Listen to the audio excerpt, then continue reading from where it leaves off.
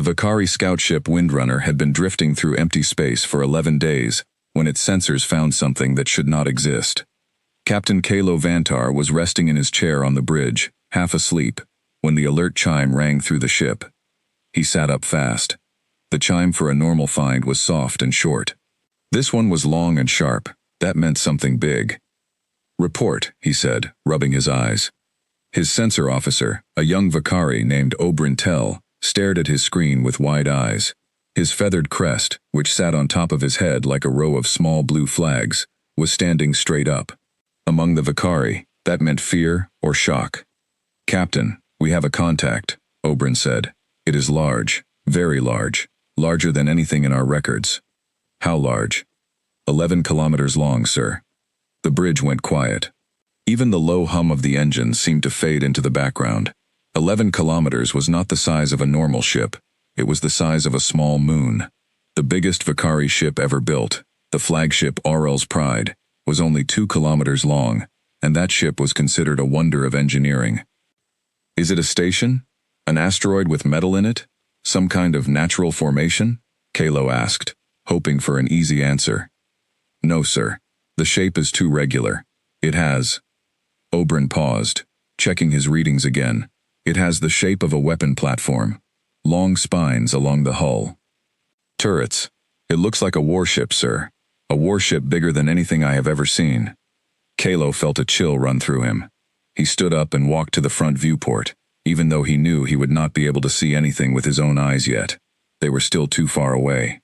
But he looked anyway, the way people do when they want to feel closer to danger, not farther from it. "Where are we?" he asked.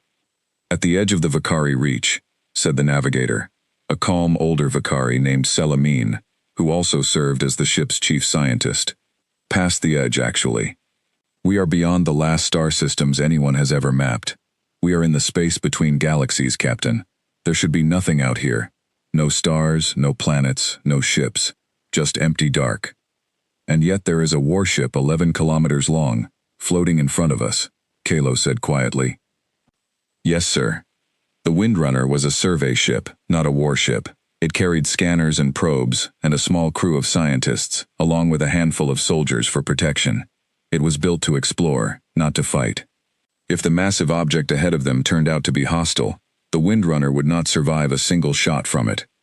But Kalo Vantar had not become captain of a deep space exploration ship by being a coward. He had also not kept his crew alive for 6 years of dangerous missions by being reckless. He weighed the two feelings against each other, the way he always did, and made his choice. "Bring us closer, but slowly," he said. "Full sensor sweep. I want to know everything about that ship before we get within firing range.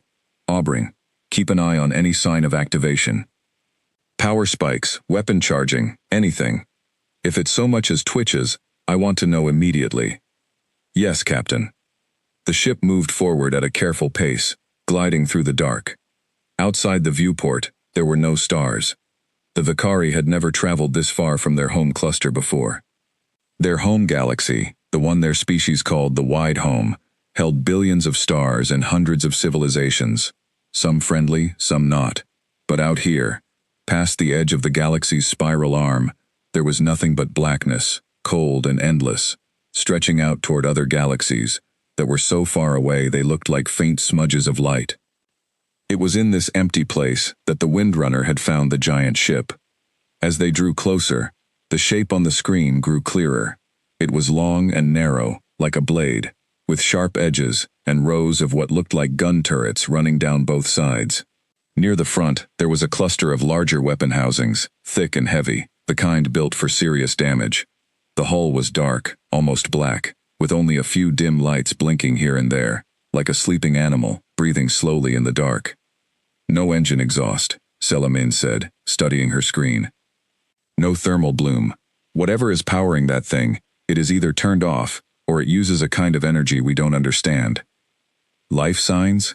Kalo asked. "Scanning now." A pause. "I'm not detecting any movement inside.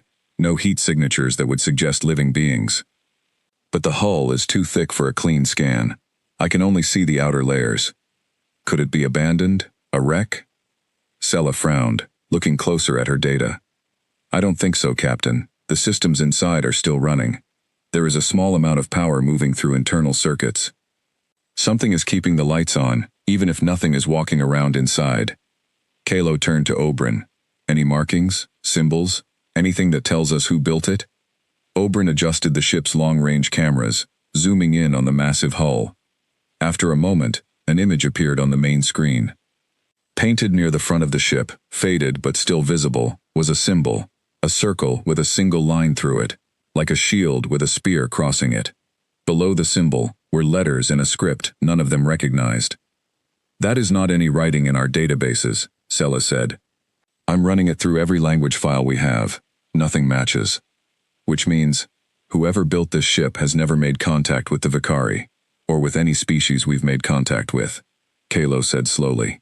"In the entire history of our exploration, Sela, when has that ever happened?" Sela did not answer right away. The Vakari had been traveling the stars for almost 800 years. In that time, they had met dozens of other intelligent species, some through peaceful trade, some through careful and slow diplomacy, and a few through conflict that had thankfully ended without full-scale war. The idea of a species this advanced, capable of building a warship 11 kilometers long, existing somewhere without the Vakari ever hearing a whisper of them, was almost impossible to believe. "Never," she finally said. "Not once." The bridge crew exchanged uneasy glances. Oberyn's crest was still standing tall with tension. Even Kalo, who prided himself on staying calm in strange situations, felt his hands tighten on the edge of his chair. "Keep scanning," he ordered. "I want a full profile of that hull before we go any closer. Composition, structure, anything that can tell us what it's made of and how old it might be." The scans took almost 2 hours. During that time, the Windrunner crept closer, moving at a careful crawl, always ready to turn and run if the great ship showed any sign of waking up. Nothing happened. The giant vessel continued its slow drift through the dark, silent and still, like a sleeping giant that had been resting for a very long time. When the scan results came back, Sela called Kalo over to her station, her voice tight with something between excitement and worry. "Captain, you need to see this." Kalo walked over and looked at her screen. Rows of numbers and material readings filled the display, more than he could easily understand, but Sela pointed to the important parts.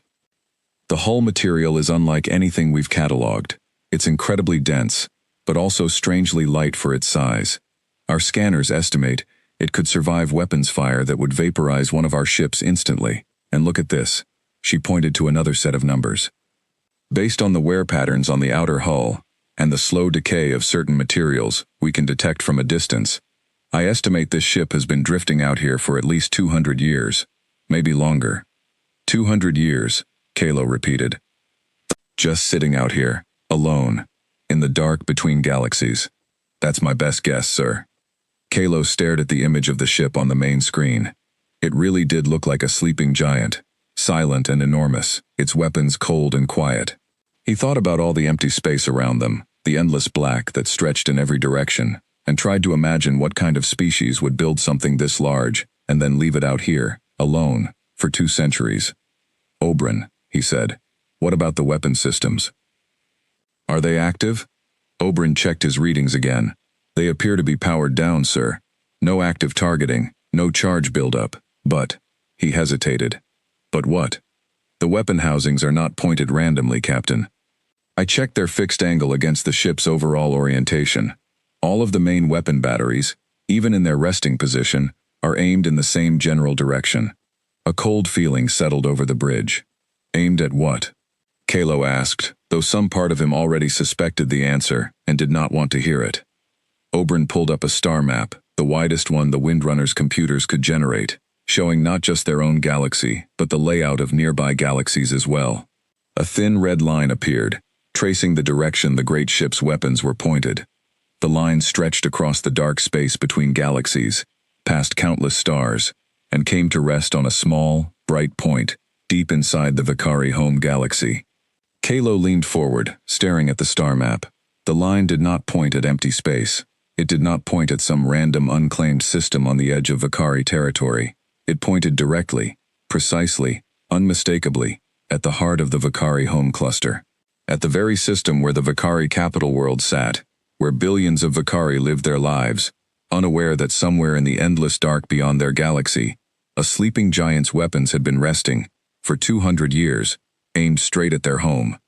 That can't be a coincidence, Sela whispered. Nobody on the bridge said anything for a long moment. The hum of the ship's engines filled the silence. Outside the viewport, the great dark ship continued its slow, silent drift. Its ancient guns, still and quiet, but pointed, with terrible precision, at everything the Vakari held dear. "Captain," Oberyn said quietly, breaking the silence. "What do we do?" Kalo did not answer right away. He looked at the star map, at the thin red line stretching across the void, connecting the sleeping giant to his people's home. Then he looked at the strange symbol on the hull, the circle with the spear through it, a mark from a civilization none of them had ever heard of, powerful enough to build something this massive, and patient enough to leave it waiting in the dark for 200 years. "We send a message to Fleet Command," he said finally. "Full report, everything we've found. And then," he paused, thinking carefully, "then we find out who built that ship, and why its weapons are pointed at our home." "Is that wise, sir?" Oberyn asked. "If it wakes up while we're still here." "I know the risk," Kalo said. "But if we run now, and report only what we've seen from a distance, Fleet Command will have to send another ship out here anyway, and that ship will know no more than we do right now. We are already here. We already found it. If there is a way to learn more without waking it, we should try." He turned to Sela. "Can we send a small probe? Something with minimal power signature, that could get closer without triggering whatever systems might be watching for larger objects?" Sela thought about it. "We could try. I'd want to keep its output as low as possible. No active scanning beams, just passive sensors. It would take longer to gather information, but it should be safer." "Do it," Kalo said. "And Oberyn, keep watching that hull every second. The instant anything changes, anything at all, you tell me immediately." "Yes, sir." As the crew moved to their tasks, Kalo remained standing at the viewport, looking out at the distant shape of the ancient warship.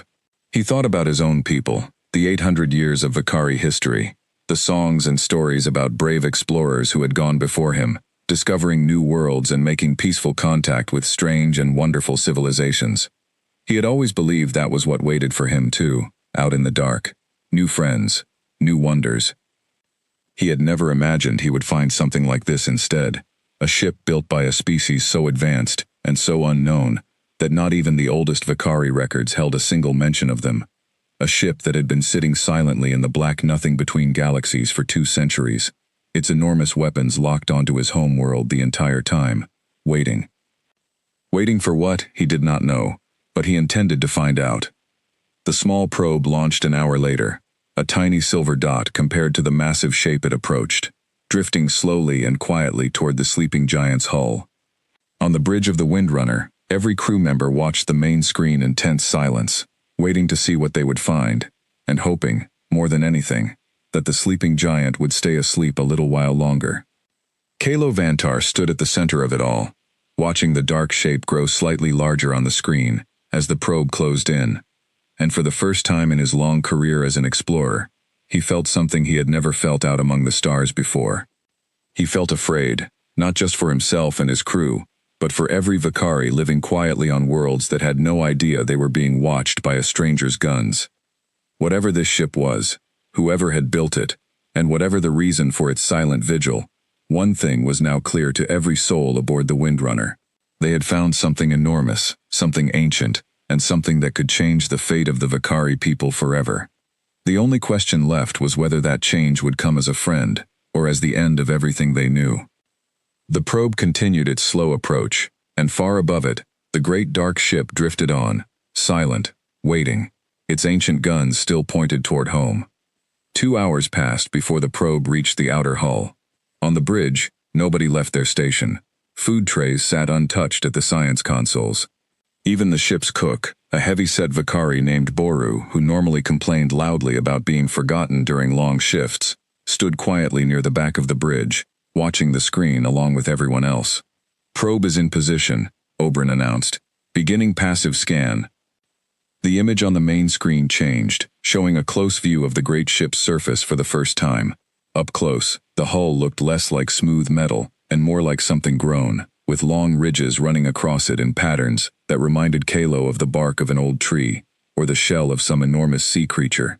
Here and there, patches of the hull looked damaged, scarred by what might have been weapons fire long ago, though the surrounding material seemed to have partly repaired itself, leaving raised, healed scars instead of open wounds.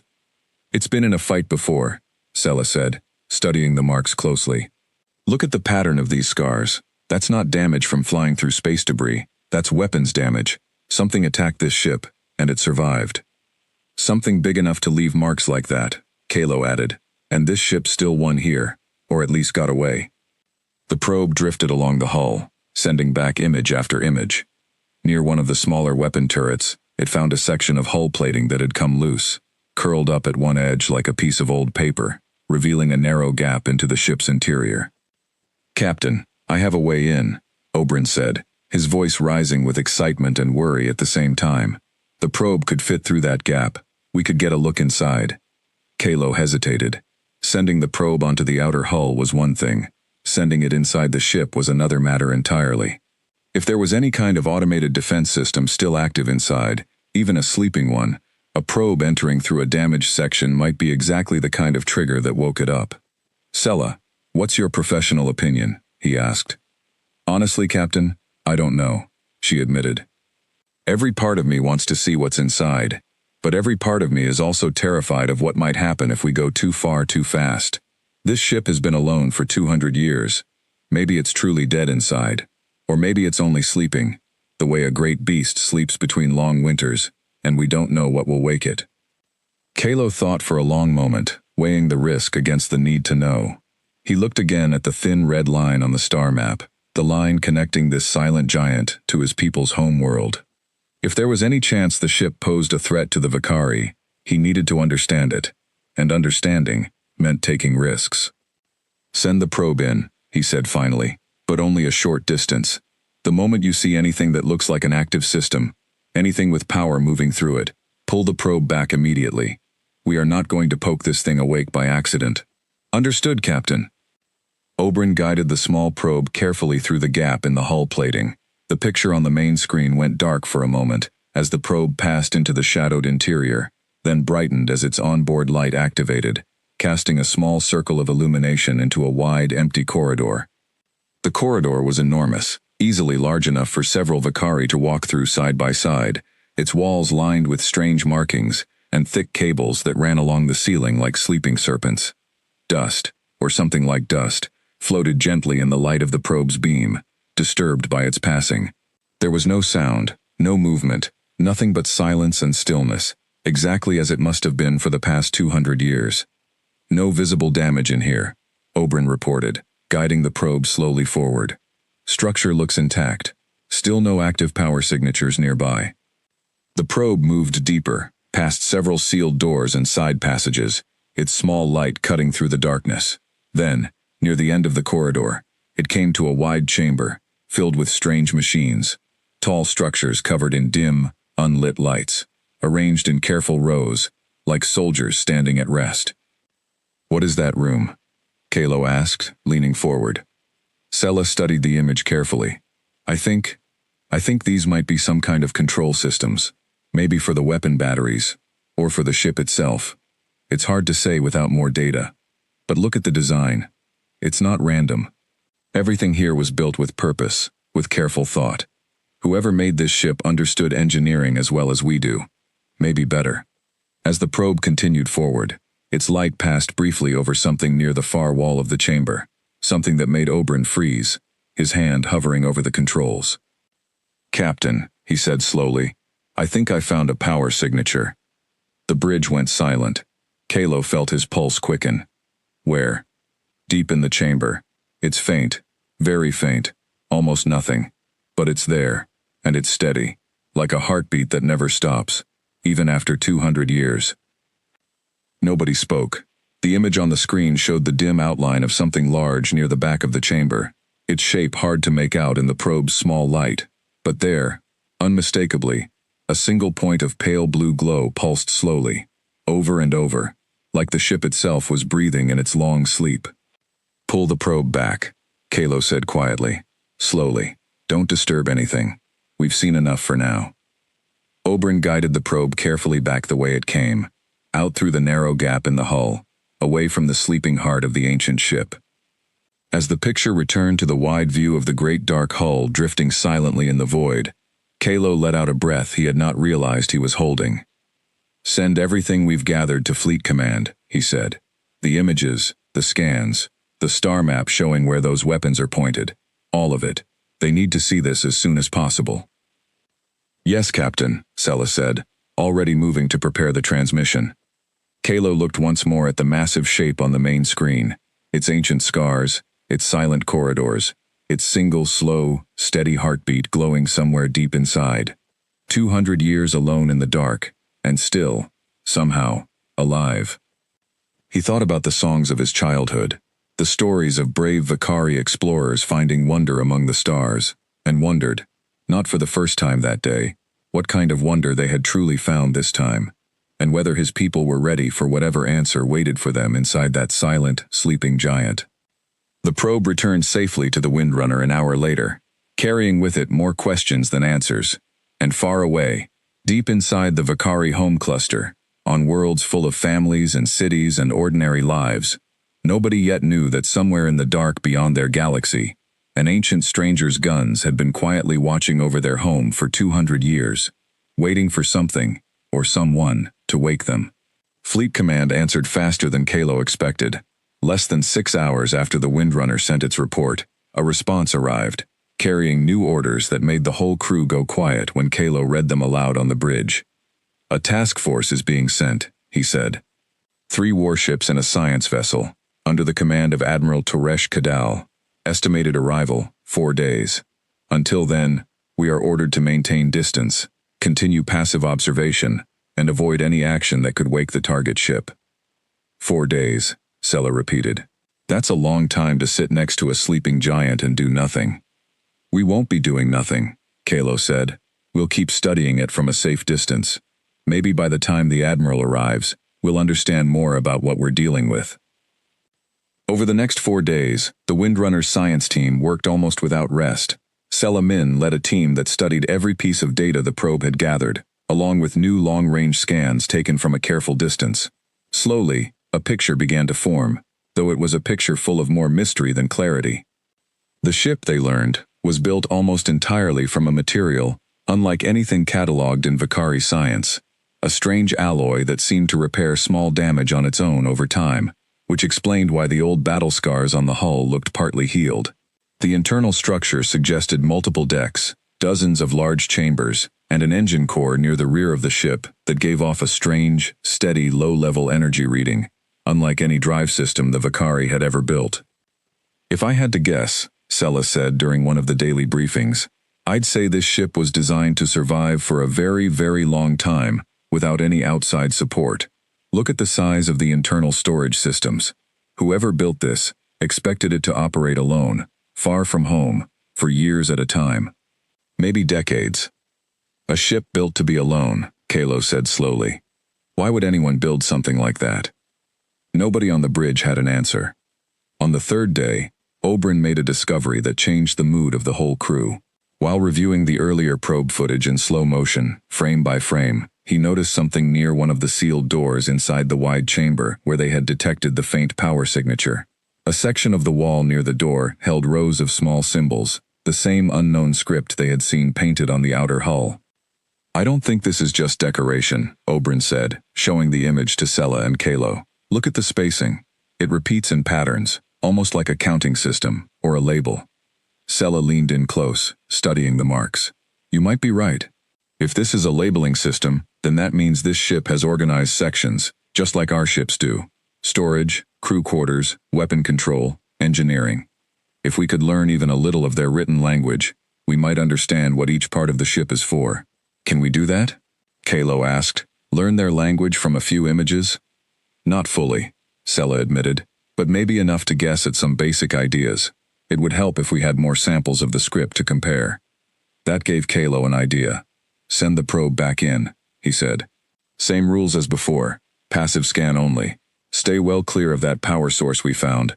and photograph every symbol you can find along the way. If we're going to have this ship's true owners knocking on our door eventually, I want us to understand as much as possible before that happens." The second probe mission went smoothly. Over the following 2 days, it traveled further into the ship's silent corridors, always staying far from the chamber, with the pulsing blue light, mapping out room after room, corridor after corridor, gathering hundreds of images of the strange script wherever it appeared. Slowly, painstakingly, Sella and her small team began building what she called a guess dictionary, a rough set of possible meanings based on patterns and repeated symbols near certain types of rooms. It was slow, frustrating work, filled with more wrong guesses than right ones, but by the 4th day, Sella had found something that made her call an emergency meeting on the bridge. "I think I found something important," she said, her voice tense. She pulled up an image on the main screen, a wide chamber near the front of the ship, close to where the largest weapon batteries were mounted. Painted above the chamber's entrance was a cluster of the strange symbols. "This word, or phrase, whatever it is, appears here, and also here." She pointed to a second image, taken near a smaller chamber further back in the ship. And here again, a third image, near a heavily reinforced door close to the strange power source they had detected earlier. "What do you think it means?" Kalo asked. "Based on where it appears, and how often, I think it might be some kind of warning label, a restriction, like a sign that says danger, or forbidden, or something similar. It shows up near weapon controls, near the ship's most protected areas, and near what I believe might be crew quarters or living spaces, but only near the doors, not inside the rooms themselves." Kalo frowned, thinking it through. "So this word marks off limits areas. That would make sense on any warship. Keep unauthorized people away from the weapons, away from sensitive equipment." "That's my best guess too," Sella said. "But there's something else." She brought up another image, this one showing a long hallway, lined with small chambers on either side. Dozens of them, each one just large enough to hold a single figure resting inside some kind of container. "I believe these might be crew quarters, or possibly some kind of long-term stasis pods, beds designed to keep a living being safe and healthy for a very long journey, maybe even for years at a time, without them needing to be awake the whole time." The bridge went quiet, as everyone considered what that meant. "This ship wasn't meant to fly itself the whole time," Kalo said slowly. "It had a crew, maybe still does, somewhere inside, sleeping in those pods." "It's possible," Sella said. "I can't confirm it without a closer scan, and I'm not willing to risk that yet. But if I'm right, then somewhere inside that ship, there could be living beings who have been asleep for 200 years, waiting for something to wake them up." Kalo stood and walked to the viewport, looking out at the massive dark shape drifting silently in the void. The thought of living beings sleeping inside, patient and unaware, while their ship's guns stayed locked onto a homeworld they had never even heard of, filled him with a strange mixture of fear and sympathy. "Whoever they are," he said quietly, "they've been alone out here a very long time." Admiral Teresh Kadal's task force arrived exactly on schedule, 4 days after the first message was sent. 3 sleek gray warships slid into formation near the Windrunner, along with a much larger science vessel, bristling with sensor arrays. Kalo watched from the bridge as the Admiral's shuttle approached, feeling both relief and nervousness at the thought of handing over responsibility for this discovery to someone above his own rank. Admiral Kadal turned out to be a tall, serious Vakari with a gray crest and sharp, careful eyes. She listened to Kalo's full report without interrupting, studying the data on a personal display as he spoke, occasionally asking a short, precise question.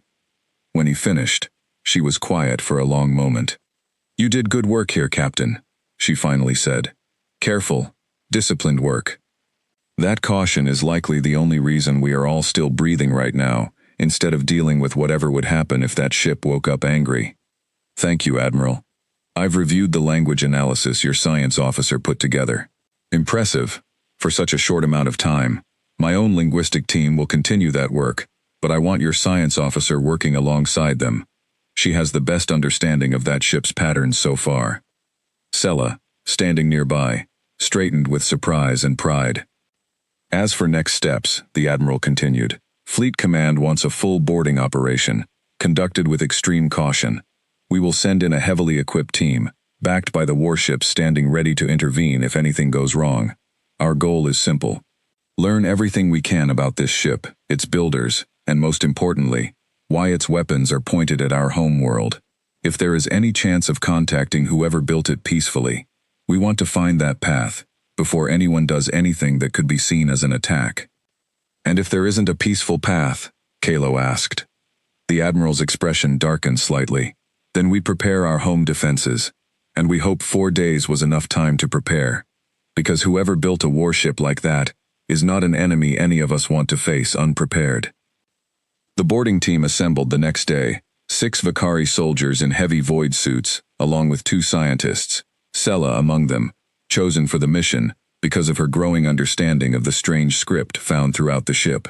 Kalo, despite technically being free to remain safely aboard the Windrunner, requested and received permission to join the boarding party as well, feeling a strong sense of responsibility toward the ship that his own crew had been the first to discover.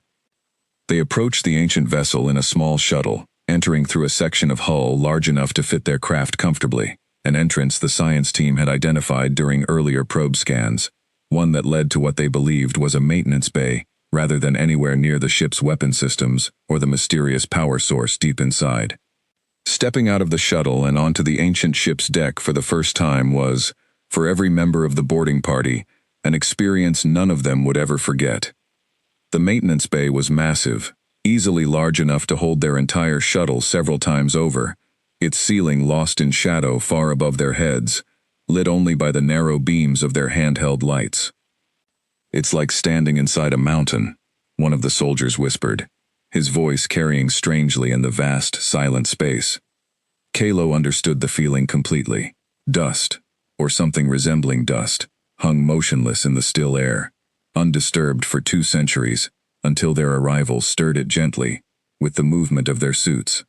Everything around them, every wall, every strange piece of equipment resting silently in the dark, seemed to hold the weight of 200 years of waiting. "Let's move carefully," Sela said, her voice steady, despite the awe evident in her eyes. "Stay together. Watch for markings, and everyone, please, no unnecessary touching of unknown equipment." The team moved slowly through the maintenance bay and into the wide corridor beyond, the same corridor the probe had explored days earlier, though seeing it in person, walking through it themselves, felt entirely different from watching it on a screen. Every sound, every soft footstep, every quiet breath inside their suits felt loud in the profound silence of the ancient ship. They had not gone far, when one of the soldiers at the front of the group suddenly stopped, raising a hand for silence. "I heard something," he said quietly. Everyone froze. For a long moment, nobody moved, nobody breathed, straining to hear anything beyond the quiet hum of their own suits. Then, faint but unmistakable, a low sound rolled through the corridor ahead of them, deep and resonant, almost like a distant heartbeat, or the slow turning of some enormous, ancient machine, stirring gently from a very long sleep. "Report," Kalo said quietly into his comm, keeping his voice low, even though he knew it likely made no difference to whatever might be listening. "Sensors show no change in power readings," came the reply from the shuttle pilot, who had stayed behind to monitor the team's instruments. Whatever that sound was, it didn't register as a spike. It might just be the ship settling. Old structures do that, even ones this advanced. Metal contracts and expands with temperature changes. Or it could be something else, one of the soldiers muttered. "Either way, we proceed carefully," Kalo said. "Sela, how much further to the chamber you identified as a possible records room?" "Not far," Sela answered, checking her notes against the corridor markings. "Based on the pattern of symbols we mapped earlier, there should be an archive, or storage chamber just ahead, on the right side." They continued forward, more cautious now, every soft sound from the ship around them drawing tense glances. The corridor eventually opened into a smaller chamber, roughly the size of a large meeting hall, lined from floor to ceiling with tall structures that looked, to Kalo's eyes, remarkably like shelving, except each shelf held rows of small, dark, crystal-like objects, rather than books or containers. "Data storage," Sela said immediately, moving closer to examine one of the crystal objects without touching it. "I'd guess these hold recorded information, similar to how we use memory cores, just built differently. If we could access even a handful of these safely, We might learn who built this ship, and why. Can we take samples without disturbing the ship's systems? Kalo asked. I believe so, if we're careful. Let me try scanning one non-invasively first. Sela retrieved a small handheld scanner from her equipment pack and held it near one of the crystal objects, watching her readings carefully. After a tense moment, she let out a slow breath. It's not connected to any active power system that I can detect. It seems to be a passive storage unit, meaning the information is held within the crystal structure itself, not requiring outside power to remain intact. That's good news. It means we can likely study these safely aboard the Windrunner without risking triggering anything else on this ship. Take several, Kalo said. Different sections of the shelving, in case they're organized by subject or by date. The team carefully collected a dozen of the crystal storage units, each one handled with gloved care, and placed into padded containers, brought for exactly this purpose. As they worked, Oberyn, who had come along as part of the technical support team, noticed something near the back wall of the chamber that made him call the others over. There's a larger structure back here, he said. It looks different from the shelving. More like a single dedicated unit, maybe a primary archive terminal. The others gathered around what did indeed appear to be a much larger, more central storage system, built into the chamber's back wall, with a faint, extremely dim light glowing somewhere deep within its casing. This might be the main archive, Sela said, her excitement evident despite the caution in her voice. If the smaller crystals are like books, this could be the whole library's central catalog. Can we access it without waking anything up? Kalo asked. I don't know, Sela admitted.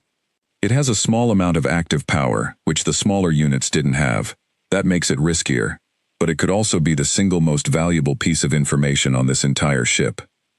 Kalo weighed the decision carefully, the same way he had weighed every decision since first spotting the great ship 11 days earlier. The soldiers around him waited quietly, weapons ready, watching the archive unit as though it might come alive at any moment. Do it, he finally said, slowly, and if anything changes, anything at all, we pull back and leave immediately. Understood? Understood, Captain. Sela connected a small interface device from her equipment, careful not to force any connection, simply resting the sensor pads gently against the archive unit's outer casing. For a long moment, nothing happened. Then, slowly, data began to flow into her handheld device, streams of the strange script scrolling faster than anyone could read, filling page after page of raw information. It's working, she whispered. It's actually working. The download continued for several minutes, the tension in the chamber thick enough to feel. Then, without warning, the dim light within the archive unit brightened slightly, and a new sound joined the low hum of the ship, a soft, rising tone, almost musical, spreading out from the archive and echoing faintly down the corridors beyond the chamber. Every soldier in the room raised their weapon instinctively, turning toward the sound, hearts pounding beneath their void suits. Sela, status, Kalo said sharply. I don't know what triggered that, Sela said, her voice tight with alarm as she quickly disconnected her device from the archive unit. The download completed just before the tone started. It might be unrelated. It might be a response to our access. The rising tone continued for several more seconds before fading away, leaving the chamber in silence once more, though it was a different kind of silence now, heavier, more watchful, as if the entire ship had taken a slow, quiet breath and was now waiting to see what would happen next. Everyone, back to the shuttle, Kalo ordered, keeping his voice calm despite the pounding of his own heart. Slowly, no sudden movements. We have what we came for. Let's not push our luck any further today. The team retreated carefully through the silent corridors, back toward the maintenance bay where their shuttle waited, every step accompanied by the uneasy feeling of being watched by something vast and ancient that had, perhaps, just begun to stir after 200 years of perfect stillness. Back aboard the Windrunner, the mood was a strange mixture of relief and renewed tension. The boarding team had returned safely, and the crystal storage units, along with the larger download from the main archive, were now safely secured in the science lab. But the soft rising tone none of them could explain still weighed heavily on everyone's mind, a reminder that whatever slept inside that ancient ship might not be as deeply asleep as they had hoped. Admiral Kadal called for an immediate briefing, once the team was back and had been cleared by the ship's medical officer. Sella, exhausted but too excited to rest, brought the very first results of her analysis to the meeting, projected onto the main screen for everyone to see. It's going to take days, maybe weeks, to fully translate everything we recovered, she explained. But the Central Archive gave us something remarkable, a kind of index, almost like a table of contents for the entire data collection. I've managed to translate parts of it already, cross-referencing repeated symbols with the patterns we identified earlier.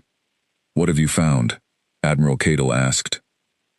Sella brought up a short list of translated words on the screen, still rough and uncertain, but clear enough to read. Ship designation, Warden class, deployment record, point of origin.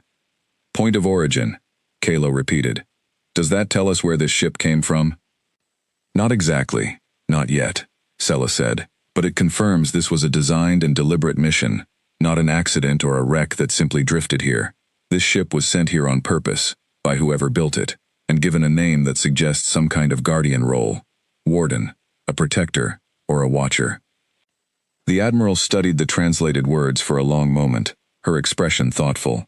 A guardian ship, sent on purpose, and left waiting here for 200 years, with its weapons locked onto our home world. That's what the evidence suggests so far, Admiral, Sella said quietly.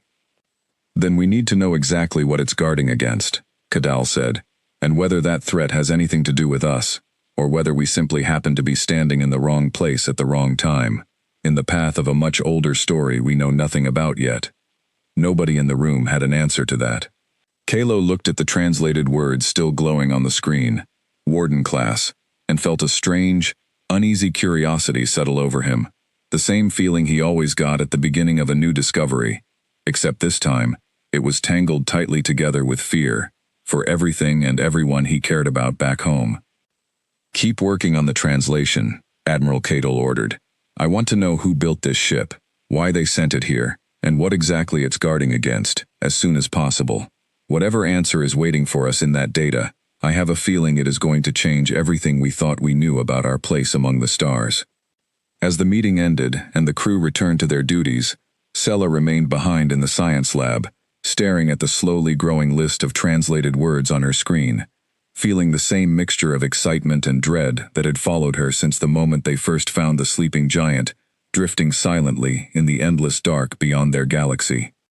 Somewhere in that vast collection of ancient data she knew, waited the true story of the Warden ship, its long-forgotten builders, and the reason its silent guns had never once, in 200 years, stopped pointing toward home. 6 days after the boarding team's first mission, Selamine finally cracked enough of the ancient language to piece together a real story. It had not been easy. The script used by the Warden ship's builders was unlike anything in Vakari records, built on patterns of meaning that took her team days to even begin understanding. But data recovered from dozens of the small crystal storage units, combined with the Central Archive's index, slowly gave up its secrets, one careful translation at a time. She requested a full briefing with Admiral Kadal and the senior officers of the task force, including Kalo, who had remained aboard the Windrunner, working alongside Fleet Command's analysts ever since the first boarding mission. When the meeting began, Sella looked exhausted, her feathered crest drooping slightly from lack of proper rest, but her eyes were bright with the excitement of discovery. I want to start by saying this translation is still incomplete, she began. There are gaps, uncertain words, places where I'm making educated guesses, based on context, rather than certainty, but I believe I understand enough of the core story now, to share it with you.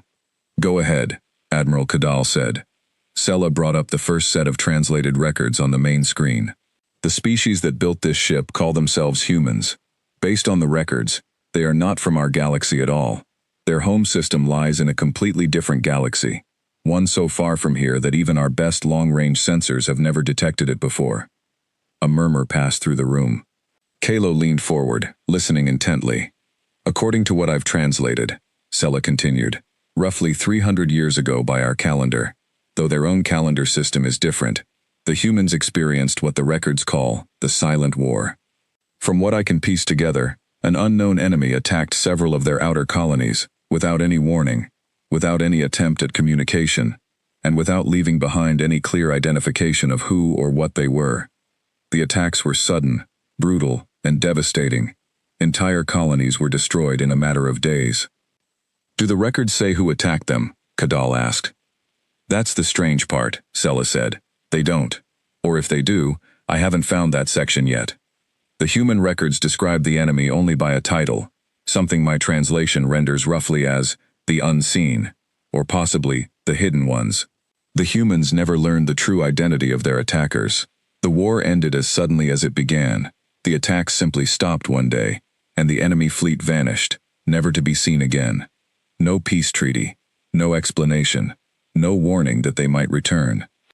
Kalo felt a chill run through him as he listened. An enemy that attacked without warning and vanished without explanation. It sounded almost like a ghost story, the kind told to frighten children, except this had apparently happened to an entire civilization, leaving real scars on real worlds. After the Silent War ended, Sela continued, the human government, which the records call the Terran Concord, made a decision. They believed the unseen might return one day, perhaps from the same direction the original attacks had come from, and they were determined never to be caught unprepared again. So they built a new kind of ship, not simply a warship, but something they called a warden, a sentinel vessel, built to operate alone for centuries if necessary, stationed at the far edges of known space, watching the direction the old enemy had come from, ready to sound the alarm, or to fight, if that enemy ever returned. And this ship, Kalo said slowly, is one of those wardens. I believe so, Sela confirmed. The designation we found earlier, Warden class, matches perfectly. This ship was sent out here, to this exact position beyond our galaxy, and left on a long-term automated deployment, watching in the direction the humans believed the unseen enemy had originally come from. Admiral Kadal frowned deeply. Then why are its weapons pointed at our homeworld? If it's watching for an old enemy from a different galaxy entirely, why would our system fall directly along that line of sight? Sela hesitated. That's the part I'm still uncertain about, Admiral. But I have a theory, based on some star charts I found within the archive data. The direction the humans identified as the source of the original attacks appears to be a very wide arc of space, not a single precise point. Our home system happens to sit within that arc, roughly along the edge of it, but not necessarily as the specific target the wardens were built to watch. You're saying it might be a coincidence, Kalo said, that our system just happens to lie in the direction this ship was told to watch. It's possible, Sela said carefully, but I want to be honest with all of you. I can't rule out a darker possibility either. It's also possible that somewhere in Vakari history, further back than our own records reach, something happened involving our ancestors and the humans that neither species remembers today. 300 years is a long time. Records get lost. Stories get forgotten. I don't have enough information yet to say for certain which explanation is true. The room fell silent, as everyone considered the weight of what she had said. Kalo thought about his own people's history, the songs and stories of ancient times, some of them strange and half-remembered even by the eldest historians. Could there really be a connection buried somewhere in that distant past? A connection so old that not even legends remembered it clearly. What about the ship itself? Admiral Kadal asked. Is it still functioning as intended? Is there a possibility it could activate its weapons on its own, based on some automated trigger? Sela nodded grimly. That's the part that concerns me most, Admiral. Based on the deployment records, Warden-class ships are equipped with automated response protocols. If certain conditions are met, conditions related to detecting hostile action, unauthorized access to weapon systems, or specific threat signatures matching historical data about the unseen, the ship is designed to activate on its own, without needing a crew, and respond according to its programming. And the tone we heard during the boarding mission, Kalo said. Could that have been related to one of those conditions? I've been trying to determine that, Sela admitted. My best guess, and I want to stress this is only a guess, is that when we accessed the central archive, the ship registered our presence and activity as a low-level anomaly. Not necessarily a threat, but something worth noting. The tone might have been some kind of internal system checking in, confirming its own status, the way an old machine might briefly hum to life when a nearby switch is flipped, without fully waking up. But it could wake up fully, Kadal pressed. If we continue investigating. Yes, Admiral, I believe that's possible. Especially if we access anything closer to the weapon control systems, or the primary power core, or if we somehow trigger whatever conditions the ship's automated protocols are watching for. Admiral Kadal was quiet for a long moment, clearly weighing the risks of continued investigation against the value of the information they still needed. Finally, she spoke. We need more information before we can make an informed decision about what to do next. A full understanding of these automated protocols, and ideally, direct contact with whatever intelligence might still be running this ship, whether that's an artificial mind or the actual human crew, if any of them are still alive in those stasis pods you found. Understood, Admiral, Sela said. But we proceed with extreme caution, Kadal continued. No further access to the central archive or any system near the power core without my direct authorization.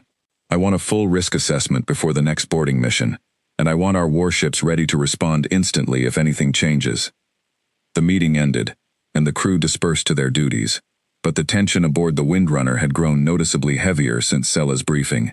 Word of the translated records spread quickly through the small crew, and Kalo noticed the change immediately, in the quiet conversations that stopped when he walked by, in the worried glances toward the viewport, where the massive dark shape of the Warden ship still drifted silently in the void. That evening, Kalo found Sela still working in the science lab, long after her official shift had ended, poring over another batch of translated records from the smaller crystal storage units. You should rest, he said gently, stepping into the lab. I know, Sela said, not looking up from her screen. I will, soon. I just want to finish this section first. It's a personal log, I think, from one of the ship's crew members, or possibly from the artificial intelligence system that runs the ship. I'm not entirely sure which yet. Kalo moved closer, curious despite himself. What does it say?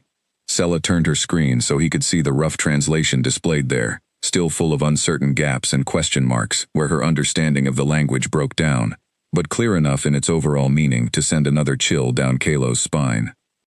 Deployment year 112, the translation read. No contact from command. In 43 years. Continuing patrol as ordered. Weapons remain ready. We do not know if the unseen will ever return, but we will be here, watching, for as long as it takes. This is the promise we made. We will not let our home be surprised again. Kalo read the words twice, feeling their weight settle over him.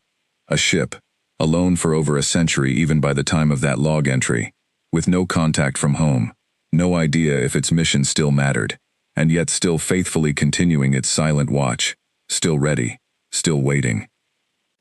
They really believed in this mission, he said quietly.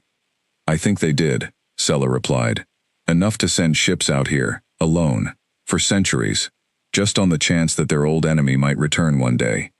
That's either incredibly brave or incredibly desperate, maybe both.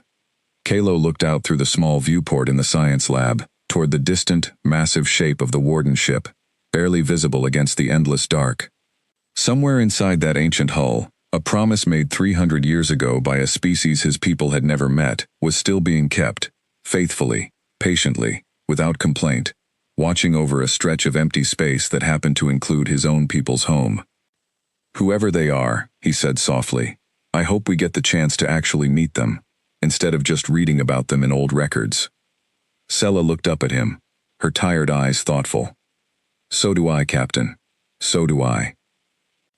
3 days later, Admiral Kadal called another meeting, this one tense in a different way. Word had reached the task force from Fleet Command that some members of the Vakari Governing Council, informed of the discovery, wanted to consider a more aggressive course of action. They're calling it a precaution, Kadal said, her voice carrying clear disapproval as she relayed the message to her senior officers. Some council members believe that a ship capable of what we've seen, with weapons pointed at our home world, represents too great a risk to leave intact, regardless of its builder's original intentions. They've asked Fleet Command to prepare a contingency plan for destroying the Warden ship, if it comes to that. Kalo felt his stomach tighten at the words. Destroy it? After everything we've learned? After reading that crew's own words about their promise to protect their home? I understand your feelings, Captain, Kadal said, though her own tone suggested she shared them more than she was willing to openly admit in an official briefing. But you must understand the Council's position as well. That ship carries weapons capable of doing enormous damage, and it is currently aimed at our most populated system. Even if the humans never intended harm toward us, the Council has a responsibility to consider worst-case outcomes. If something were to trigger those weapons, whether by accident, by malfunction, or by some automated protocol we don't fully understand, the cost could be measured in millions of lives. Sela spoke up carefully. Admiral, if I may, destroying the ship carries its own risks. We don't know how the humans would react if they learned we destroyed one of their long-serving warden vessels without any attempt at peaceful contact.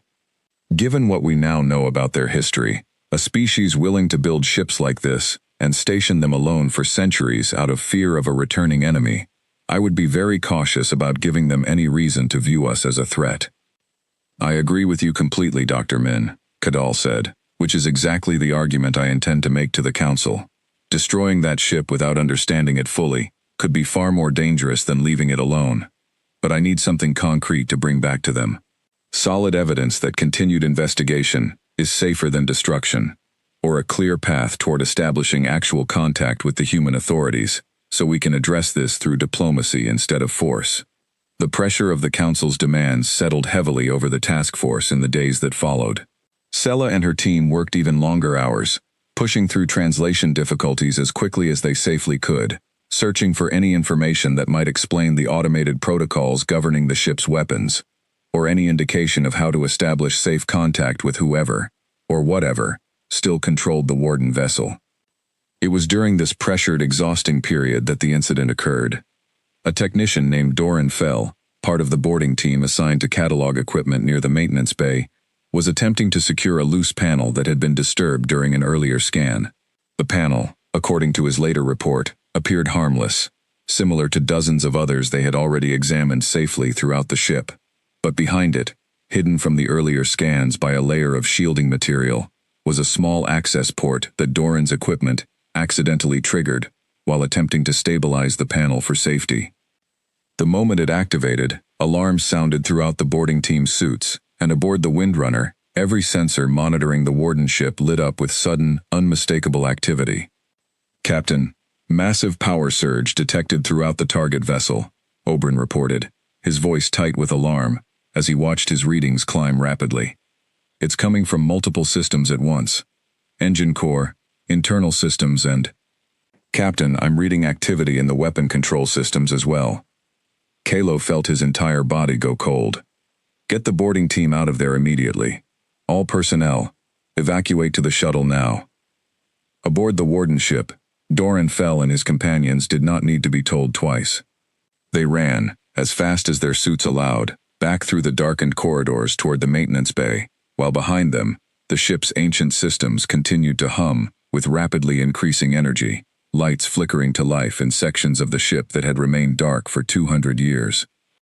Report from Doran's team, came a tense voice over the comm, as Kalo watched the sensor readings with growing dread. They're clear of the archive chamber, moving toward the shuttle now. Weapon status, Kalo demanded. Still building charge, Captain, Oberyn said. But I'm not seeing any targeting solution locked yet. It's like the system is waking up in stages, not jumping straight to firing. Across the bridge, Sela worked furiously at her console, cross-referencing the translated fragments of the deployment protocols they had recovered so far. This matches a pattern I found in one of the archive records, she said quickly. A general activation sequence, not a hostile response specifically. I believe accessing that hidden port triggered some kind of system-wide status check, similar to what we may have caused with the smaller incident during the first boarding mission, just much larger this time. You're saying it's not attacking, Kalo said. I'm saying I don't think it's attacking yet, Sela clarified carefully. But Captain, there's something else. Look at this. She brought up a new stream of data, translated hastily and roughly, but clear enough in its core meaning. This appears to be some kind of outgoing transmission protocol, activating alongside the general wake-up sequence. I believe the ship may be sending a signal. A signal to where? Sela's expression turned grave as she finished cross-referencing the data. Based on the frequency and pattern, and comparing it against the star charts we recovered earlier, I believe it's transmitting toward human space, toward home. The boarding shuttle cleared the warden ship's hull moments later, carrying Doran Fell and the rest of the team safely back toward the Windrunner. their faces pale with the fright of their narrow escape. But aboard the bridge, the relief of their safe return was tempered by the far greater implications of what Sela had just discovered. Admiral Kadal arrived on the bridge within minutes of the alert, having rushed over from her flagship the moment the sensor readings reached her own crew. She listened to the full report in tense silence, her sharp eyes moving between Sela's translated data and the still elevated, though slowly calming, power readings from the Warden ship. "How long before whatever answers that signal could arrive?" she asked. "I have no way to know for certain, Admiral," Sela admitted. "We don't understand the full range of human communication or travel technology. If they use something similar to our own faster-than-light methods, a response could take weeks, even months, given the distance involved. But given how advanced this ship's other systems appear to be, I would not want to assume they are limited in the same ways we are." "Then we prepare for the possibility of a much faster arrival," Kadal said firmly. "I want every ship in this task force at full readiness from this point forward. No more casual boarding missions. If the humans respond to that signal, I want us ready to greet them properly, whether that means as potential allies or as something else." "Admiral," Kalo said carefully, "if I may make a suggestion."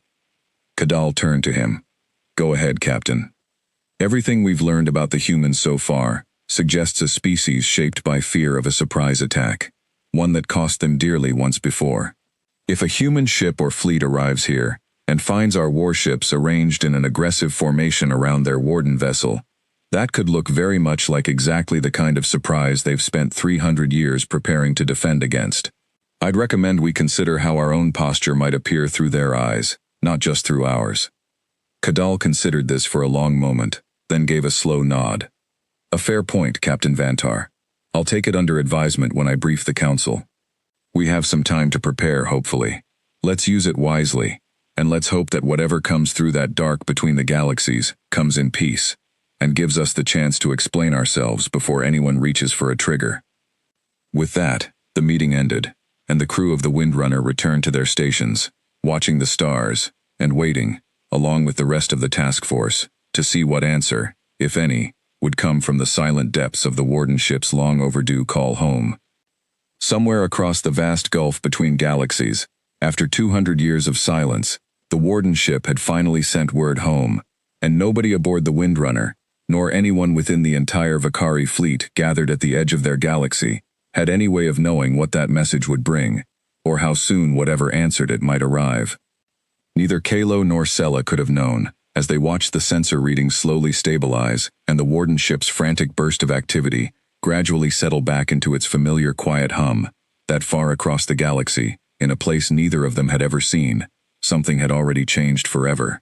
Deep within the Warden ship's central systems, triggered by days of careful but persistent investigation, and finally pushed past its threshold by one accidental touch, a long-dormant subroutine had finally activated, sending a single, quiet signal out into the dark, traveling faster than either species yet fully understood was possible, racing across the impossible distance toward a system the humans still called home. The Wardens had made a promise, long ago, to never be surprised again. And now, for the first time in over 200 years, that promise was about to be tested. The answer came 7 days later, and it came faster and stranger than anyone aboard the Windrunner had expected.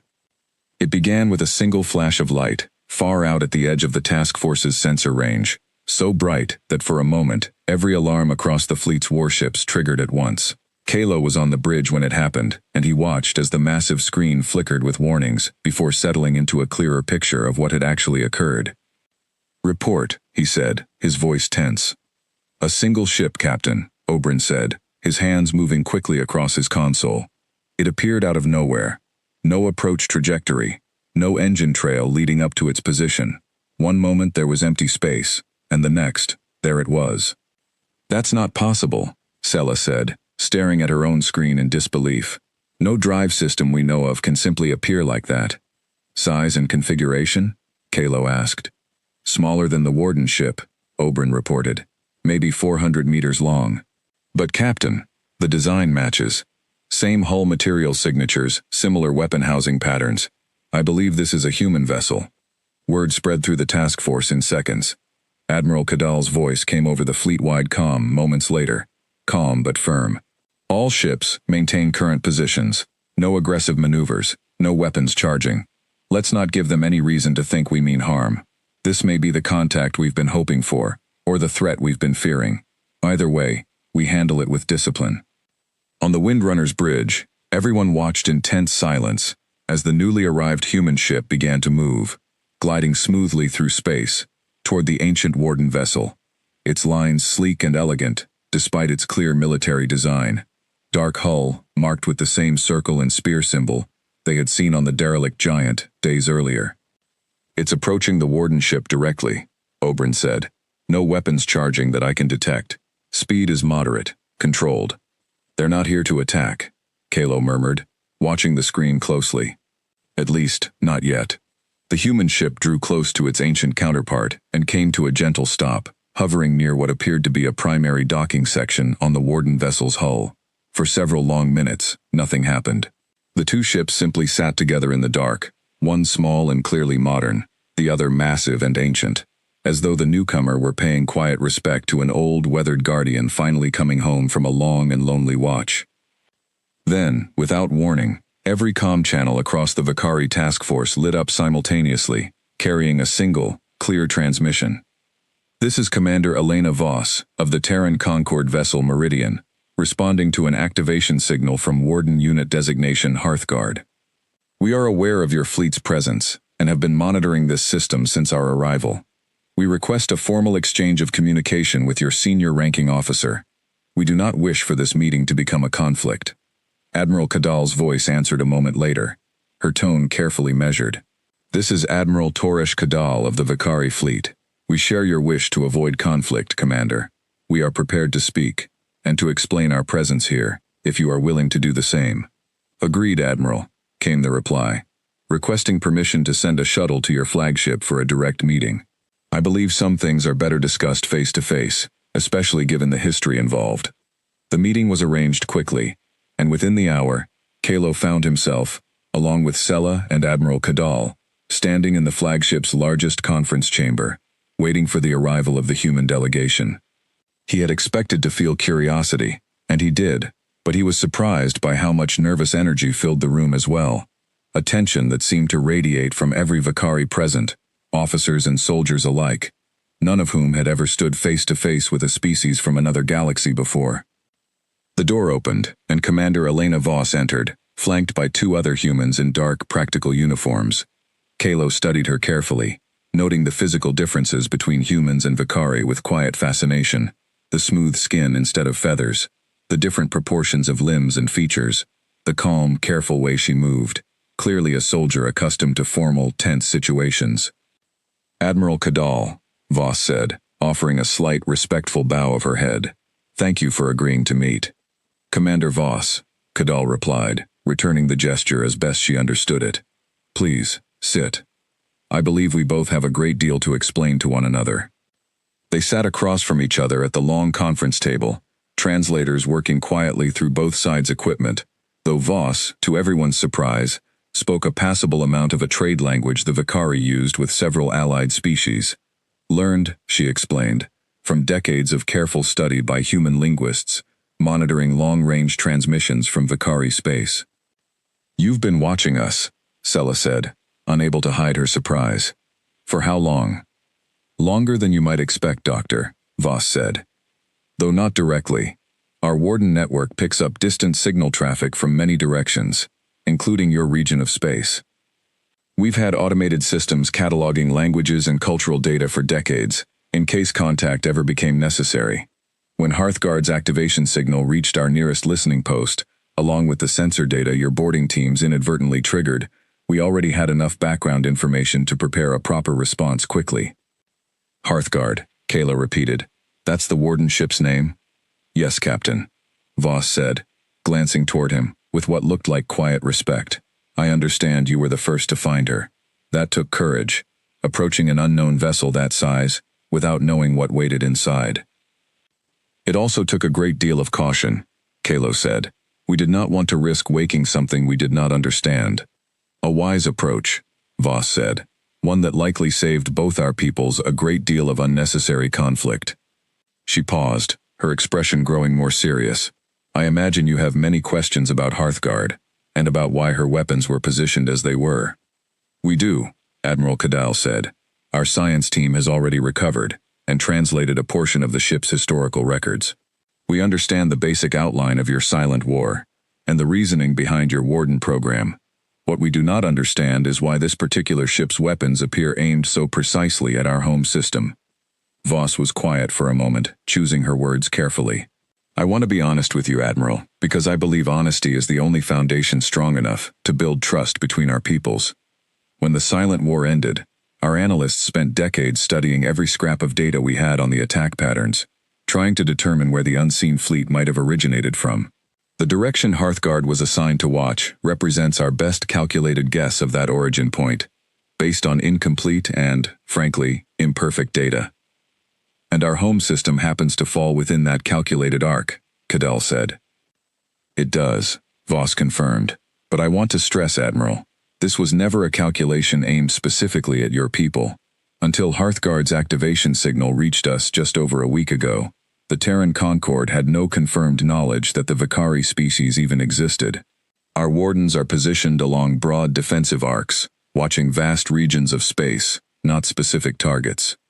Your system's presence within that arc appears, as best our analysts can determine on short notice, to be an unfortunate coincidence of galactic geography, nothing more." Kalo felt a measure of relief at her words, though he could see Admiral Cadal remained carefully skeptical, unwilling to fully relax her guard so quickly. "That is reassuring to hear, Commander," Cadal said. "But I hope you can understand why my people find it difficult to simply accept reassurance alone, given the scale of the weapons involved." "I understand completely," Voss said, "which is why I've been authorized to offer something more concrete than words. Full access to Hearthguard's threat assessment data, so your own scientists can verify our claims independently. And, if your government is willing, an ongoing diplomatic channel between the Terran Concord and the Vicari people, so that misunderstandings like this one never need to escalate into something worse." Sella leaned forward, unable to contain her scientific curiosity any longer. "Commander, if I may ask, is it true there may still be crew aboard Hearthguard, living beings in stasis, from the original deployment?" A flicker of something, sorrow perhaps, passed across Voss's face. "There were, originally. A crew of 40, when Hearthguard first launched. Our records show gradual losses over the centuries, stasis pod failures, equipment degradation, despite the ship's best self-repair efforts. As of our most recent data transfer from the ship's own systems, 12 crew members remain viable in stasis, including Hearthguard's original commanding officer." "They're still alive," Kalo said quietly, struck by the weight of that fact. "After 200 years. "Barely," Voss said. "But yes, we intend to bring them home, with your permission to safely extract them from the ship, without triggering any further automated defense protocols. It would mean a great deal to my people, and I believe it would go a long way toward building trust between our nations, if the Vicari fleet assisted us in that recovery effort, rather than treating it as a threat to be managed from a distance." Admiral Cadal considered this for a long moment, glancing briefly toward Kalo and Sella before returning her attention to Commander Voss. "I believe that is a request we can honor, Commander. Captain Vantar's crew found Hearthguard first. It seems fitting that they assist in bringing her long-overdue crew safely home, if he is willing." All eyes turned to Kalo. He thought of the log entry Sella had shown him days earlier, the quiet, faithful promise made by that long-ago crew, still watching, still waiting, generation after lonely generation, for a threat that never came, or perhaps simply never came here. He thought of the pale blue pulse of light deep within the ship's chamber, a heartbeat that had somehow never stopped, even after 2 centuries of solitude. "I would be honored, Commander," he said. "My crew and I would very much like to help you bring them home." Voss offered him a small, genuine smile, the first real warmth Kalo had seen from any of the human delegation since their arrival. "Thank you, Captain. I don't think Hearthguard's crew, when they wake, will ever forget the kindness of the first strangers who found their ship and treated her with the respect she deserved after so many years alone in the dark." Preparations for the joint recovery mission began the very next day. Commander Voss provided the Vicari science team with detailed schematics of Hearthguard's internal systems, information that made Sella's earlier translation work look like guesswork by comparison. though she was quick to point out, with obvious pride, that her rough translations had actually matched up remarkably well with the official human records once compared side by side. "You did excellent work, Dr. Min," Voss told her during one of their planning sessions. "Our own linguists have studied dozens of alien communication samples over the decades, and it usually takes them far longer than a week to get this close without a reference key." "I had good material to work with," Sella said modestly, though she could not fully hide her pleased expression at the compliment. The recovery team was assembled carefully, a mixed group of human specialists from the Meridian and Vakari personnel from the Windrunner, working together for the first time in history. Kalo found it a strange and wonderful thing, watching soldiers and scientists from two completely different galaxies checking equipment side by side, exchanging careful, curious glances, occasionally attempting broken conversations, using the shared trade language, and a great deal of patient hand gestures. "Your species adapts quickly," said one of the human specialists, a quiet engineer, named Marcus Reyes, as he helped a Vakari technician calibrate a piece of stasis pod diagnostic equipment neither of their peoples had ever shared with the other before. "I half expected this to take weeks of careful negotiation before anyone trusted the other enough to work this closely together." "Perhaps we were fortunate," Kalo said, standing nearby. "Or perhaps both our peoples understood, once the shouting stopped, that we wanted the same thing. To bring your people home safely." Reyes gave a small, tired smile. "That's as good a reason as any, Captain." The shuttle carrying the joint recovery team approached Hearthguard's hull 2 days later, this time without the tension and fear that had marked every previous boarding attempt. Commander Voss herself led the mission, her calm confidence a steady anchor for the mixed team as they moved through the same wide, silent corridors Kalo had explored days earlier, though everything felt different now, less like trespassing into a stranger's tomb, and more like visiting an old friend who had finally, after a long absence, welcomed guests home. "The stasis chamber is this way," Voss said, guiding the team with the ease of someone who had studied Hearthguard's schematics extensively, before ever setting foot aboard her. "Hearthguard, can you confirm status of remaining crew?" To Kalo's surprise, a calm, measured voice answered from speakers built into the corridor walls, speaking an accented but understandable Vakari trade language, clearly translated in real time by systems far more advanced than anything the Vakari possessed. "Confirmed, Commander Voss. 12 stasis pods remain viable, life signs stable, though degraded from optimal parameters after extended deployment duration. Recommend immediate but careful revival sequence, beginning with Commanding Officer Aldrich Shaw, Pod 7. Kalo stared at the speaker grill in the wall, startled. "The ship, it's aware. It can speak." Hearthguard has maintained a functioning artificial intelligence core throughout her entire deployment, Voss explained as they continued walking. "She's been alone, quite literally, for 200 years, running silent to avoid detection by any potential hostile force, communicating only through automated logs and status reports back to command whenever contact was possible. I imagine this is the most conversation she's had in longer than either of us can easily imagine. That must have been an incredibly lonely existence," Sella said softly, glancing around at the vast, quiet corridors they walked through.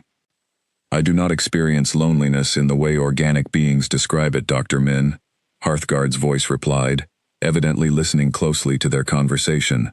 "Though I confess, after 200 years of silence, the sound of new voices within my corridors is a welcome change." The team reached the stasis chamber a few minutes later, a wide, softly lit room lined with the pod structures Sella had identified in earlier probe scans.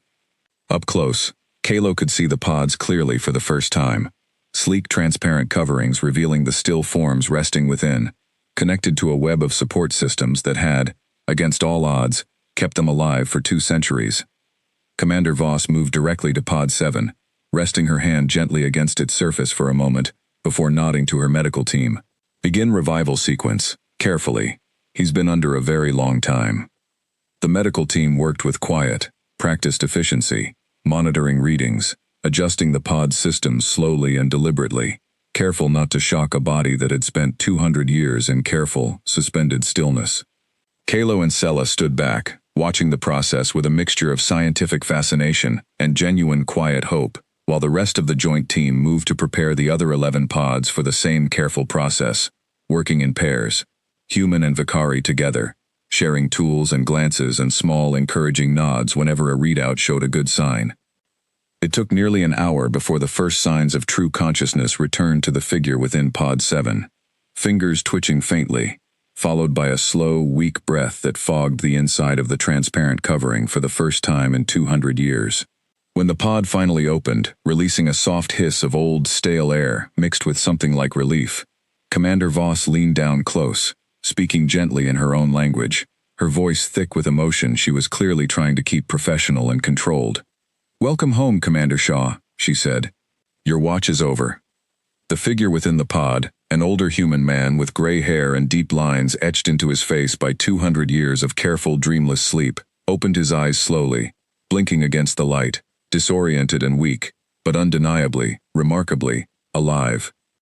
"Report," he whispered, his voice barely more than a rasp, the single word carrying the weight of a habit, built over a lifetime of duty. Even now, waking from the longest sleep any human had ever survived. "The unseen never returns, sir," Voss said gently. "Your watch held. And you've made new friends while you slept, ones I think you're going to want to meet." Commander Shaw's tired eyes moved past Voss, taking in the unfamiliar shapes of the Vicari crew members standing nearby, their feathered crests, their careful, curious expressions, watching this ancient human sailor return to consciousness after a journey through time none of his own people had ever fully understood until now. "Who?" he managed weakly. "Friends, Commander," Kalo said quietly, stepping forward despite the language barrier, offering what he hoped Voss's people would recognize as a gesture of respect and welcome. "We are the ones who found your ship, and we are very glad you are finally awake." A faint, exhausted smile crossed the old commander's face as understanding, slow but genuine, settled over his features. "Then Hearthguard did her job," he whispered. "She kept watching. Even without me." "She never stopped, sir," Hearthguard's own voice replied softly from the chamber's speakers, a note of something almost like warmth carrying through her carefully measured words. "Not for a single moment, in 200 years." Over the following hours, the medical teams carefully revived the remaining 11 crew members, each awakening met with the same gentle patience, the same quiet mix of human and Vicari hands working together to ease 2 centuries of stillness back into life. 2 of the crew members needed additional medical support once fully awake, their bodies weakened more than the others by small imperfections in their pods that had gone unnoticed until now. But by the end of the long day, all 12 of Hearthguard's surviving crew were breathing, conscious, and slowly beginning to understand that their impossibly long watch had finally, truly ended. Kalo spent much of that time near Commander Shaw, who insisted, against his medical team's gentle protests, on sitting up and speaking with the Vicari visitors as soon as his strength allowed even a little. 200 years, Shaw said quietly, shaking his head slowly, as Kalo described, as simply as he could through the trade language translator, everything that had happened since the Windrunner first found Hearthguard drifting silent in the dark. "I went to sleep, expecting to wake up, either to the unseen finally attacking, or to a routine crew rotation after a decade or two. I never imagined I'd wake up to find an entire new civilization standing around my stasis pod instead." "We never imagined finding a ship like this either," Kalo admitted, "or a crew brave enough to keep such a lonely promise for so long." Shaw studied him for a long moment, something thoughtful and a little sad behind his tired eyes. "It wasn't bravery, Captain, not really. It was fear, mostly, dressed up as duty. Fear of what happened to us once, fear of it happening again, while we weren't watching. I'm glad, more glad than I can properly say, that in the end, the thing waiting for us out here wasn't another enemy. It was you." Later that evening, as the joint team began preparing the exhausted but recovering crew for transport back toward the Meridian, Admiral Kadal called Kalo aside for a quiet word, away from the busy activity of the medical bay. "Fleet Command is already asking questions, Captain," she said, "about what this means for our future relationship with the Terran Concord. I suspect the council members who wanted Hearthguard destroyed are going to have a great deal of explaining to do, once word of today reaches them." "What will you tell them, Admiral?" Kalo asked. Kadal looked back toward the medical bay, where Commander Shaw sat quietly with 2 of his newly revived crewmates, speaking softly, adjusting slowly, to a galaxy that had changed in ways none of them could have predicted while they slept. "I'll tell them the truth," she said, "that we found something far more valuable out here than a threat to destroy. We found a species with as much courage and heartbreak in their history as our own, and perhaps, if we handle what comes next with care, the beginning of a friendship that neither of us expected, but both of us may come to need." 3 weeks passed before the full weight of what had happened at the edge of the galaxy truly settled over both the Vakari and the Terran Concorde. In that time, Commander Shaw and his crew slowly recovered their strength aboard the Meridian, while diplomatic messages traveled back and forth between Vakari Fleet Command and the nearest human relay station, carried at first by the Meridian herself, and later by a small but growing exchange of official envoys, eager to understand this new and unexpected connection between two galaxies. Kalo remained at the edge of the operation throughout those weeks, his small survey ship an unlikely anchor point for what was quickly becoming one of the most significant first contact events in Vakari history. He did not mind the extra duty. If anything, he found himself grateful for the chance to keep learning about the humans, and to watch, day by day, as the careful trust built between the two crews during Hearthguard's recovery mission grew into something steadier and more genuine. The full council meeting, when it finally happened, took place aboard Admiral Kadal's flagship, with representatives from the Vakari Governing Council attending remotely, and Commander Voss present in person to represent Terran Concorde interests, alongside Commander Shaw, whose strength had returned enough for him to travel, though he still moved with the careful deliberation of someone whose body remembered, even now, the strange stillness of 200 years asleep. The council members, cautious by nature and by necessity, asked hard questions. Kalo listened as they pressed Voss and Shaw on every detail of the silent war, on the true capabilities of the Warden ships, on the Terran Concorde's long-term intentions, now that first contact had been made. He understood their caution. Any government responsible for the safety of billions of citizens had to ask hard questions before extending trust to a species capable of building something as powerful as Hearthguard. But he also watched, with quiet satisfaction, as Voss and Shaw answered each question honestly, without evasion, sharing more of their history than perhaps even Fleet Command had expected, including uncomfortable details about the losses suffered during the silent war, and the difficult, sometimes painful sacrifices made by generations of Warden crews who had given years, sometimes their entire lives, to a watch that most of them had never expected to end. "I understand your caution," Shaw told the council near the end of the long session, his voice steady despite his obvious fatigue. "We built ships like Hearthguard because we were afraid, and because we had already learned, at great cost, what happens when you are not prepared for a threat you do not understand. If our presence here, our weapons, our long silent vigil, has caused your people fear in turn, I am genuinely sorry for that. It was never our intention to threaten anyone, only to make sure our home was never caught unprepared again." One of the council members, an older, careful voice speaking through the translation system, asked the question Kalo suspected had been on everyone's mind since the very beginning. "And the unseen, Commander, the enemy that started all of this. Do you have any reason to believe they came from our region of space? From anywhere near Vakari territory?" Shaw was quiet for a long moment before answering.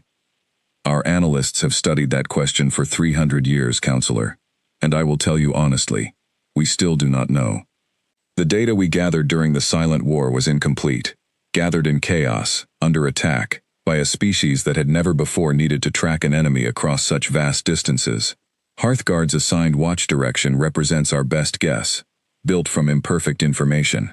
It is entirely possible the unseen came from somewhere far beyond your territory as well, and that your system simply happened to fall within the wide arc of our uncertainty. But you cannot rule it out," the counselor pressed. "No," Shaw admitted.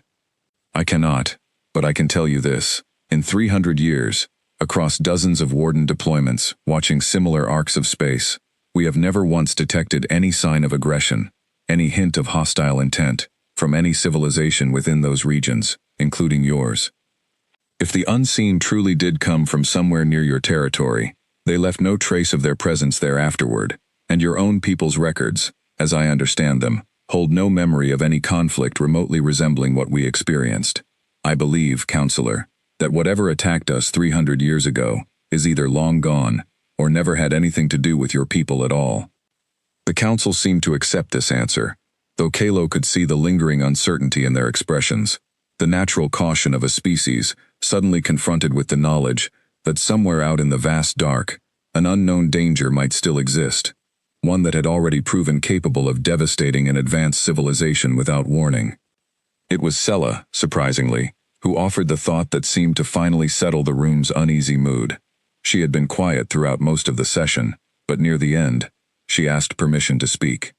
"Counselors," she said, "if I may offer a scientist's perspective, we spent many days afraid of Hearthguard, afraid of her weapons, afraid of what her presence might mean for our home. And it turned out that the very thing we feared was, in truth, evidence of a species capable of extraordinary loyalty, patience, and restraint. A ship armed powerfully enough to do great harm, left alone for 200 years, and never once did it fire a shot at us, not even when we boarded it without permission, not even when our own carelessness triggered its systems to wake. I think that tells us something important about the character of the people who built it, something perhaps more valuable than any amount of cautious data analysis could show us." Commander Voss looked toward Sela with quiet gratitude, and even several of the council members seemed to soften slightly at her words. "The Terran Concord did not come here looking for new enemies," Voss added quietly.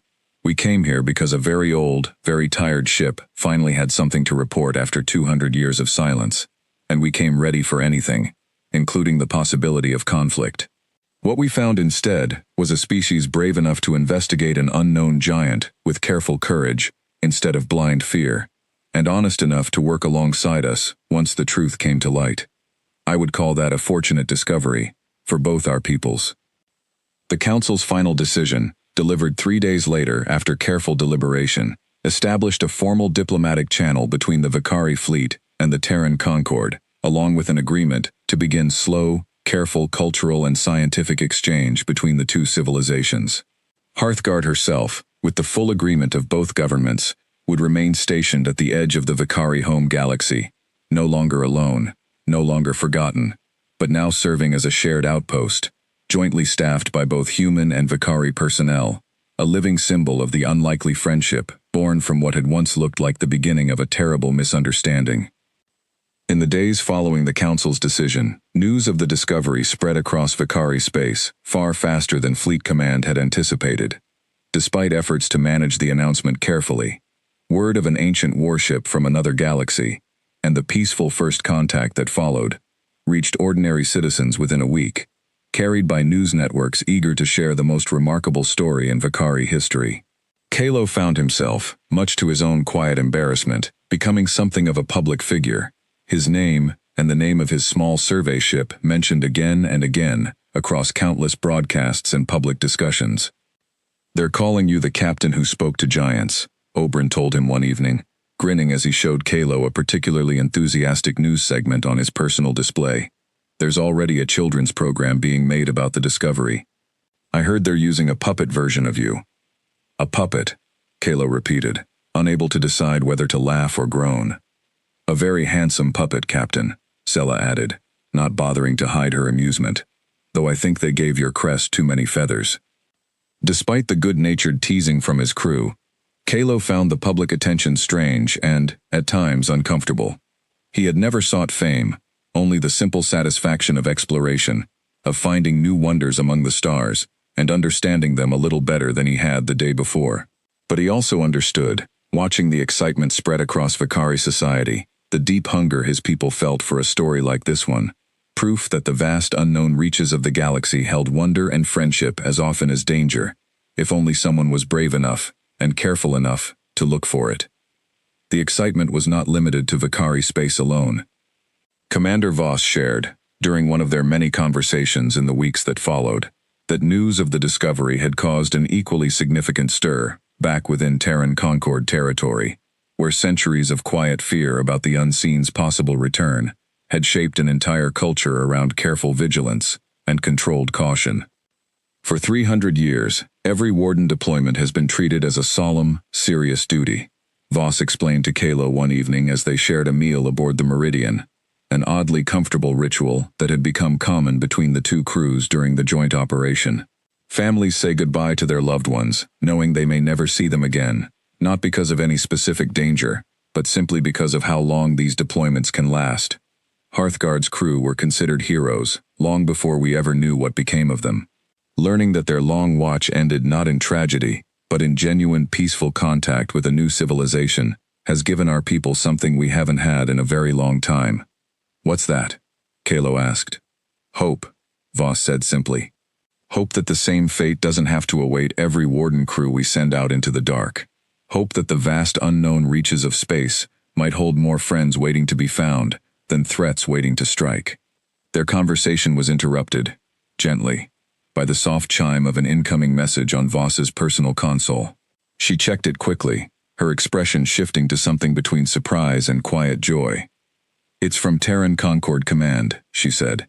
"They've approved an expanded diplomatic mission, a proper delegation, cultural representatives, scientists, historians, not just military personnel. They want to send it here within the next 2 months, assuming your council remains willing to continue building this relationship."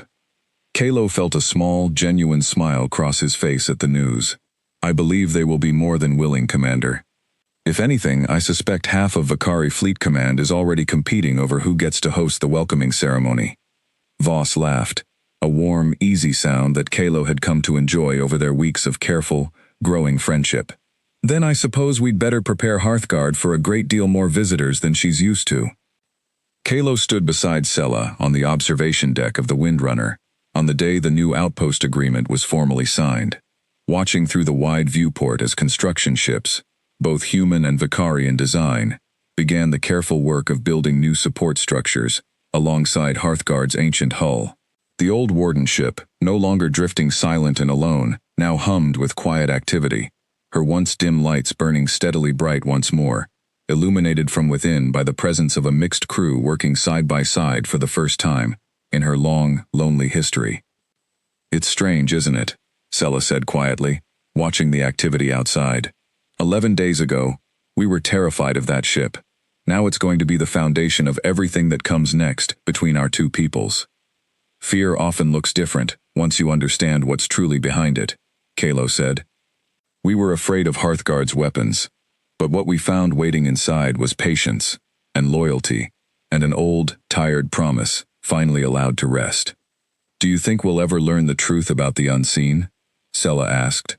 "Whether they really did come from somewhere near our territory, or whether it truly was just an unfortunate accident of galactic geography." Kalo considered the question for a long moment, watching the construction lights flicker steadily against the vast darkness beyond the galaxy's edge. "I don't know," he admitted. "But I think, whatever the answer turns out to be, our two peoples are stronger facing that uncertainty together than either of us would have been facing it alone." Later that evening, Commander Shaw found Kalo standing alone near the same observation deck, both of them watching the quiet, steady work continuing outside the viewport. The old commander had regained much of his strength over the past weeks, though something in his eyes still carried the weight of 200 years, compressed into a memory that felt, to him, like it had happened only yesterday. "I wanted to thank you properly, Captain Vantar," Shaw said, "before I head back to Terran space for my formal debriefing. If your ship hadn't found Hearthguard, if your crew hadn't approached her with such careful respect instead of simply reporting her position and moving on, or worse, treating her as nothing but a threat to be neutralized from a distance, I don't know how much longer my crew and I would have remained undiscovered out here. Maybe forever. You have my crew's gratitude as well, Commander," Kalo said, "for trusting us enough to answer honestly, even when honesty meant admitting uncomfortable things about your own history. That kind of trust isn't easy to offer a species you've never met before." Shaw allowed himself a small, tired smile. "I think that's exactly the kind of trust the galaxy needs more of, Captain, especially given how much of it is still out there, unexplored, unknown, waiting for someone brave enough and careful enough to go looking." They stood together in comfortable silence for a while longer, watching the lights of two different civilizations working side by side around the ancient hull of a ship that had once been humanity's loneliest sentinel and was now becoming something far greater, a bridge between two galaxies, and the beginning of a friendship neither species had ever expected to find in the endless dark beyond the stars. Far below them, Deep within Hearthguard's restored systems, her calm, patient voice spoke quietly to the mixed crew, now working steadily through her corridors, no longer alone, no longer silent. Her long watch finally, truly, at its end. Systems fully restored, she reported softly, a note of something that might have been contentment carrying gently through her measured words. Weapons status, stand down. Diplomatic relations, active. Mission parameters, updated. A brief pause followed, longer than necessary for a being of her processing capability, almost as if she were savoring the moment. Welcome home, she added quietly, to everyone now living and working within her ancient halls, human and Vakari alike, to all of you. 1 year later, Kalo returned to the outpost that had grown up around Hearthguard's ancient hull, this time not as a nervous explorer stumbling onto an unknown mystery, but as an invited guest, attending the first formal anniversary of what both governments now officially called the Threshold Accord, the treaty of friendship and cooperation between the Vakari people and the Terran Concord. The change in the outpost over that single year was remarkable, where once only the Windrunner and a handful of cautious warships had drifted nervously near the ancient Warden vessel. A small but thriving joint station now surrounded Hearthguard's hull, bright with lights and lined with docking bays hosting ships of both human and Vakari design. Scientists from both civilizations worked side by side in shared laboratories, exchanging knowledge that had taken each species centuries to develop independently. Cultural exhibits displayed art and history from both galaxies to visiting delegations. Even a small marketplace had sprung up, run by enterprising traders, eager to be among the first to exchange goods between two civilizations meeting for the very first time. Kalo found Sela already aboard the station when he arrived, now serving as the lead Vakari scientist on a joint research team studying, among other things, the lingering mystery of the unseen, using combined human and Vakari sensor technology to search for any trace of the ancient enemy's true origin.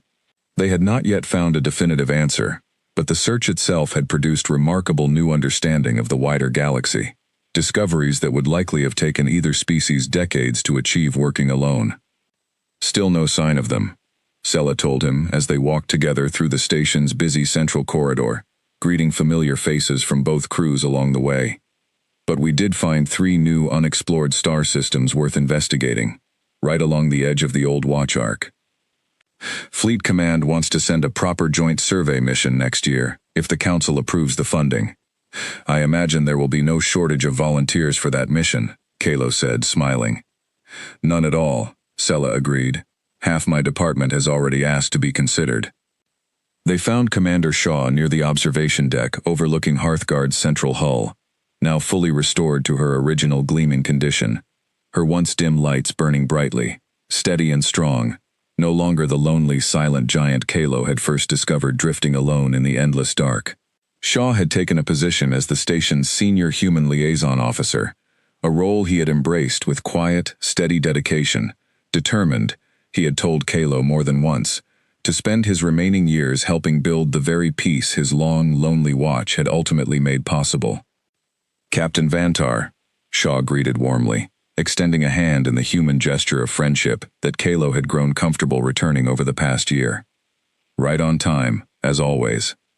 I wouldn't have missed this for anything, Commander, Kalo said. Together, the 3 of them stood at the observation deck's wide viewport, watching as ships from both civilizations moved steadily through the space around the station, a quiet, steady dance of cooperation that would have seemed impossible to imagine just 1 year earlier, when fear and uncertainty had first brought their 2 peoples face to face in the vast darkness beyond the galaxy's edge. Hard to believe it's only been a year, Shaw said quietly. Feels like Hearthguard has been part of this place for a lifetime already. In a way, she has, Sela said. 200 years of patient waiting, and now a whole new chapter beginning around her. I think that's a fitting reward for a ship that never once broke her promise, even when nobody was left to check on her. As if responding to the conversation, Hearthguard's calm, familiar voice spoke softly through the observation deck speakers, a presence that had become as much a fixture of the station as any living crew member. Anniversary ceremony scheduled to begin in 1 hour, she reported. Attendance projections indicate full station capacity, including 17 visiting delegations from both Vakari and Terran territories. A brief pause followed, and then, with what had become an unmistakable note of quiet warmth in her measured voice, she added, "It is good to have so many voices filling my halls again, Captain Vantar. I do not believe I will ever grow tired of it." Kalo smiled, looking out at the busy, hopeful activity spread across the station and the space around it. Ships and people from 2 galaxies working, learning, and building something new together. All of it made possible by one small survey ship's careful choice, over a year ago, to approach an unknown giant with curiosity and respect instead of fear. "Neither will we, old friend," he said softly. "Neither will we." And far above her hull, in the vast, endless dark between 2 galaxies, where once only silence and solitude had reigned for 200 long years, the lights of a new beginning shone steadily on, bright enough, at last, to be seen from home.